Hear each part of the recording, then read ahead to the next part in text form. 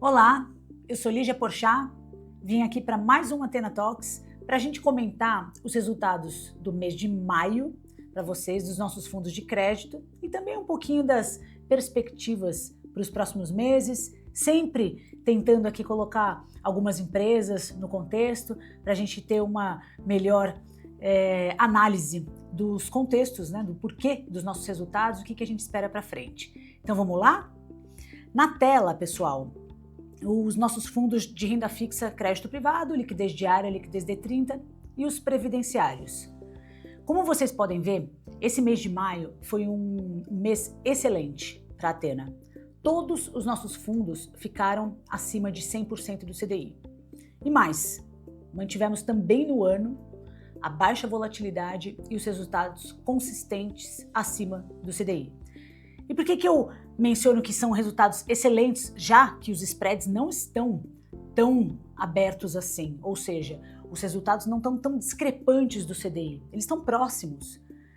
Eu comento que foi muito positivo porque a indústria nos últimos meses sofreu muita volatilidade. Vocês já sabem, eu acho que nesse mês não é novidade para ninguém, que a gente teve vários eventos de crédito nos últimos 18, 12 meses, intensificando em fevereiro e março desse ano. Como a gente não passou pelos eventos de crédito, porque a gente não os tinha na carteira, o que acabou acontecendo? Em fevereiro e março, que foram meses ultra desafiadores para a indústria de crédito, a gente aproveitou a oportunidade, comentei inclusive isso no Talks passado, nós aproveitamos a oportunidade desses preços voláteis caindo, de empresas inclusive boas, fomos às compras, alongamos um pouco a nossa duration e agora a gente, no mês de maio, colheu o resultado, o fruto dessas ações que a gente fez em fevereiro e março desse ano. Boa notícia é que mantivemos baixa vol com retorno consistente, bacana. Mas e agora no mês de maio, o que a gente fez? Porque se eu comentei que a gente comprou em fevereiro e março e colhemos os frutos agora, em maio a gente observou um fechamento muito abrupto dos spreads. Então foi muito rápido. Inclusive eu vou colocar na tela para vocês para dar uma elucidação do que eu estou comentando. Olha, por exemplo, a Egea. Gente, eu comentei a Egea inclusive no Talks passado. Não tínhamos na carteira, tá? Fiquem tranquilos. Mas olha que interessante, a Egea na carteira. Vou comentar da volatilidade dos spreads. Desde 1º de fevereiro até o último dia de maio. O que a gente nota? Em abril, uma ultra abertura. Então, quem tinha a Egea na carteira sofreu muito na cota. O que a gente viu em maio? Olhem lá, esse fechamento abrupto também. Claro que não voltou ainda para os patamares anteriores a essa mini crise de Egea, mas foi um fechamento significativo. E o que aconteceu em maio, então? Os fundos que detinham esses papéis e que sofreram no mês de abril deram uma recuperada em maio. Então, olha o efeito dessa movimentação de preços nos ativos da indústria. Vamos mudar para a Apivida, que eu também comentei mês passado. A Apivida na tela agora. Desde o 1º de fevereiro até o último dia de maio. Olha que interessante, a Apivida teve uma movimentação em degraus.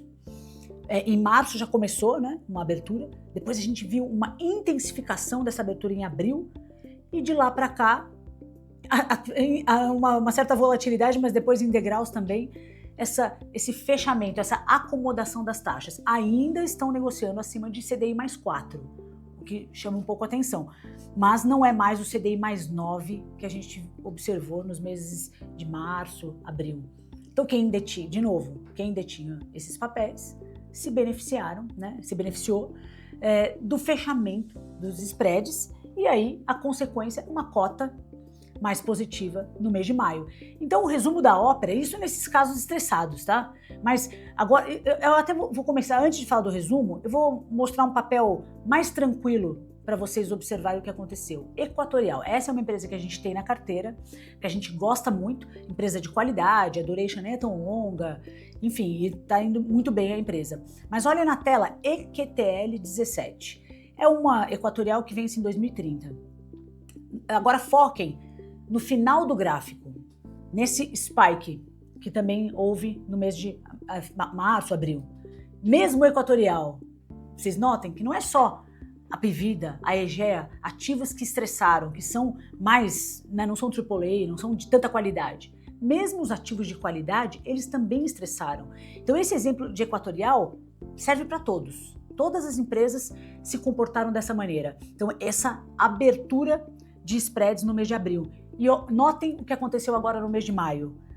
0,66 a taxa, ela chegou a bater mais de 0,80, 0,85. Então agora já se acomodou novamente no 0,66. E aí aquele movimento que eu comentei que a gente fez nos 2 últimos meses de ir às compras, a gente comprou nessa abertura e agora que teve esse fechamento, pusemos já no bolso muitos dos ativos que a gente comprou em maio. Então sabe aquela pergunta que normalmente os investidores fazem pra gente? Qual é o carrego do fundo? Qual é a duration do fundo? Eu sempre comento que essa pergunta tem que ser feita mensalmente mesmo, gente. Porque vocês vejam, como a volatilidade ela existe na indústria, né? Faz parte do jogo, a gente tem que estar ativamente comprando e vendendo ativos. Então foi o que aconteceu. Então todo esse movimento que a gente fez de alongamento da duration nos meses de março e abril, a gente agora está recompondo a carteira, já trazendo novamente para uma duration mais curta. Por quê? Porque os ativos já voltaram ao spread mais baixo e a gente acha que assim não vale a pena ficar na duration longa, então a gente novamente está encurtando a duration. Então foram movimentos muito rápidos, mas qual é a consequência? A consequência é o primeiro slide. Resultados acima do CDI, muito satisfatórios, numa indústria que sofreu uma volatilidade imensa, a gente ficou longe da vol, fomos às compras, sempre mantendo o quê? A qualidade dos ativos, que é o que eu falo que a gente não pode nunca perder o foco. Falei bastante de spreads, mercado e deixei por último essa questão da qualidade, mas a gente sabe que ela é de fato o que mais importa, porque de tudo que a gente tem vivido na indústria de crédito, o que a gente nota? Mais importante do que você dar um retorno é você evitar as quedas. Então marquem isso, eu falo isso insistentemente em reuniões, né? Em reuniões fechadas mesmo, com investidores, potenciais investidores, clientes. A nossa filosofia aqui na Athena é muito focada em acertar quais serão os próximos erros da indústria, né? Quais empresas não aceitam certos desaforos. Vamos fazer um exemplo aqui. Vocês já pararam para pensar que a taxa de juros que a gente achava no início do ano, que ela ia para 13, 12,5, 12, ela eventualmente pode ficar no 14? E aí, o que isso impacta na nossa vida, nos nossos investimentos? A gente tem que, afinal, quando a gente fala nos nossos investimentos, nós estamos emprestando o nosso dinheiro para as empresas. Então, a nossa obrigação é analisar que empresas que vão sobreviver num cenário de juros 14, 15, quem sabe até 16, 17, por 3 anos, né? Porque a gente está passando por uma taxa de juros alta há 3 anos praticamente, e que vão entregar o dinheiro de volta para nós. Porque se nós estamos emprestando dinheiro, já que temos a dívida, porque a gente poderia ter ações das empresas, aí nós seríamos sócios delas. Mas a gente tem que fazer esse exercício de que empresas aguentam desaforo. Então uma pergunta também que a gente recebe recorrentemente é: qual é a taxa de juros que vocês acham que vai finalizar no ano? Para nós, essa pergunta é quase irrelevante, porque eu vou explicar. Porque a gente tem acho que uma dose de humildade muito grande aqui na Athena. Primeiro, eu só sei que nada sei. Eu não sei para onde a taxa vai. O que eu acho que está na nossa responsabilidade não é fazer previsões de movimentos de taxas ou de variáveis macroeconômicas como inflação, crescimento econômico. O que está na nossa mão, o que está no nosso controle, vamos colocar assim, e mesmo assim a gente sabe que tem uma subjetividade aí, é análise. É que empresas que vão sobreviver caso a taxa de juros tenha movimentos inesperados, caso a inflação fique persistente. Então, esse é um pouco o nosso papel aqui na Athena. Não é previsão, e sim que empresas que vão sobreviver os desaforos, vão sobreviver os tempos difíceis. E é por isso que eu acho que a gente conseguiu e vem conseguindo desde o início da Athena.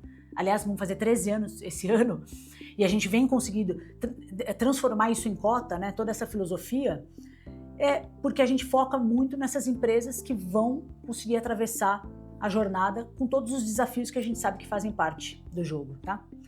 E aí, agora na tela, eu vou colocar também o nosso fundo incentivado, acho que é importante para vocês verem o nosso resultado.